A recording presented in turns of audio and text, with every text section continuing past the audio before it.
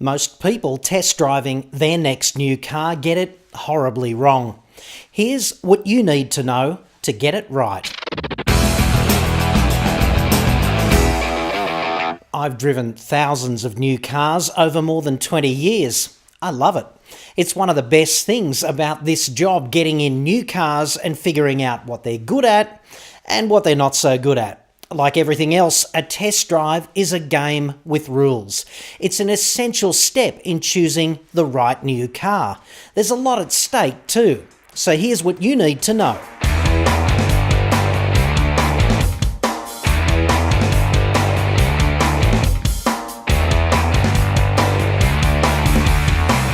Before you start, make sure the car is insured. If it's not, and if you crash, and if it's your fault, you could be in for monumental financial liability. Make sure you know exactly what the insurance excess is too. Dealers often ramp the excess right up to keep the premiums low. So a mistake you make out there on the road might still cost you 3, 4, 5 grand, even though the car is technically insured. So here are the top 10 tips for getting 100% on your next test drive. The car you test drive needs to be the car you want to buy, or near enough. There's no point driving, for example, a Mazda 3 SP25 GT if you really want to buy a Mazda 3 Max. It's got a different powertrain, different tyres, more fruit. The upmarket variant is going to feel a lot better. So never fall into the trap of driving the Works burger and then sign off on buying the poverty pack. Don't drive the diesel, then buy the petrol either. And make sure you know which features in the car you're driving are standard and which ones are optional. This is especially important in that premium German brand where just about everything is optional. Dealers are such absolute specialists at loading up their demonstrators with all kinds of fruit. Don't assume it's all standard. Always drive on roads you know. The whole point of experiments is to control all the variables except the one you want to test. That means a strange car on strange roads is going to feel strange. But you're not going to know how much of that strangeness is attributable to the road and how much to the car. You want to assess the car, so it's not ideal if you're also testing the road. Try driving on a variety of surfaces you already know. Some smooth and some choppy, whatever. See how the car performs in an environment you're already familiar with. Think about the road noise and the ride quality on those surfaces you know. Never compare your comparatively worn-out car with the new one you think you want to buy. Because guess what? Compared with your old car, the new one is going to feel pretty damn good. A 5-year-old whatever with 100,000 kilometres on the clock will make any new car feel beyond excellent. Your mission is not to find a new car that's better than your old car, because that's too easy. They're all better. You need to find the best new car from a short list of competing new cars. So take a day out of your busy schedule, cut back and drive the short list of 3 or 4 top contenders back to back, or as close as possible. Compare new cars with other new cars. That's the benchmark. Then just choose the best one. If you don't routinely drive double digits of different cars every year, give yourself time to adapt. All cars feel different. They all have subtly different controls, and those controls all offer subtly different feedback when you nudge them one way or the other. If you're testing your ability to adapt to the new car, then you aren't really also testing the new car. You need to adapt to the controls and understand the features and have sufficient time to play with all the toys. You also need time to assess the comfort levels, etc. Good luck doing that in the 6 left turns it takes to get out of the driveway, around the block and back.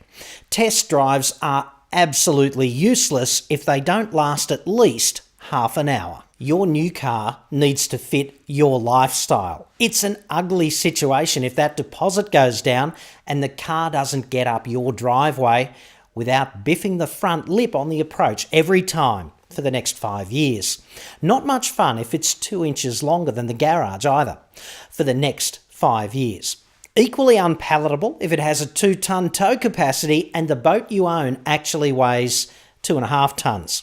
Make sure it all fits and make sure it fits neatly. Take it home and check if necessary. You'll be driving on roads you know anyway, and I swear I just heard some old bald guy say that was a pretty good idea. The car doesn't just have to fit in the garage and up the driveway, obviously.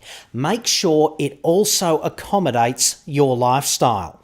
Let's say you and the salient partner are, dead keen golfers. If those 2 golf bags don't fit in the back, or the 2 bicycles, or the German wolfhounds, or the 3 baby capsules, whatever, and you buy the car, it's a disaster. Not fun if the significant other's prosthetic hip screams blue murder climbing up or down out of the shiny new car after just half an hour inside. The whole point is, cars are more than just machines that go really, really fast and don't crash. They need to accommodate you and all the things you need them to do. If in doubt, go home and check on roads you know. While you're out there, make sure you play with all the toys. Hook up the Bluetooth, make a couple of calls, confirm the voice quality inwards and outwards. Stream some tunes too. Play Celine Dion or one of those other artists they used to play to the inmates at Gitmo when they wanted more information. Play with the cruise control. Use the paddle shifters. Turn the seat heater on and get toasty. See if the voice recognition system actually recognises your voice. Ask it to fetch your slippers or something. Then tell it which radio station you really want. Sydney's 2UE 954, obviously. Use the sat-nav too. Type in B. See if you can get there from A. I always thought you could, on roads you know. Throw the car at a reverse park too and check the view from the reversing camera. The point here is the toys are all there, play with them. Identify in particular the ones you don't like. Buying this prospective new car is a little bit like getting married. You need to love the bits you love, and you need to be able to accommodate the bits you don't, otherwise it's all over. Always use some of the test drive to sit in the passenger seat and get in the back as well. Might as well evaluate the entire stadium, right? Except in a 911 Porsche or an Audi TT. And nobody ever seriously expects anyone to ride in the back there. Being a passenger is also a great opportunity to assess ride quality and a bunch of other things that might recede into the background when your working memory is otherwise engaged driving the car. Always reset the trip meter at the start of your drive. When you return, it's going to give you some decent indication of the likely fuel consumption out there in the real world based on how you drive. Those official fuel consumption figures have been smoking crack, that's for sure. That's how it seems to me anyway. I've got a full explanation of why that is so there. So if you want to avoid all these nasty little surprises, like when the car tells you it's actually got a drinking problem about a week after the honeymoon is over, look at the real world fuel consumption just after the test drive before you get hitched to a problem drinker. Speaking of which, you're thinking test drive evaluation. The sales guy, well, he's thinking test drive seduction. He knows if he gets you inside that car, you are very likely to fall in lust. The sales step's that much closer, and he wants you to want that car, and he wants you to want it bad. The test drive is foreplay. He's going to get you in that car, and then he's going to make his move. It's a very short trip from test drive to the corner penthouse of Deposit Central via lust. In fact, they're all in adjoining suburbs.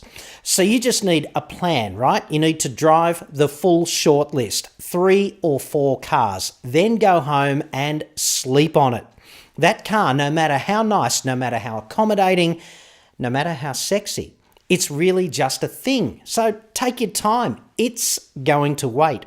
Unlike your significant other, that car is not going to get upset if you get up and drive another test car tomorrow and another one the next day. It will wait patiently. It won't mind waiting a couple of days without hearing from you, even after being driven. It's not going to make other plans, hook up with anyone else, or otherwise move on. It's a product. You're testing it, not taking it dancing after dinner and then up to see your etchings. There's no obligation with a test drive. Whatever you do, do not fall in love with any new car. Do all of those 10 things, make a list, and try to be analytical. If you're in the market and you haven't seen my updated video on how to beat a car dealer, check it out just there. Buyers love that video and car dealers absolutely hate it for precisely the same reason. Opprobrium is the sincerest form of endorsement. If you need the right new car at the right price without going head-to-head with Darth Vader in a suit, visit the website autoexpert.com.au. I'm John Cadogan. Thanks for watching.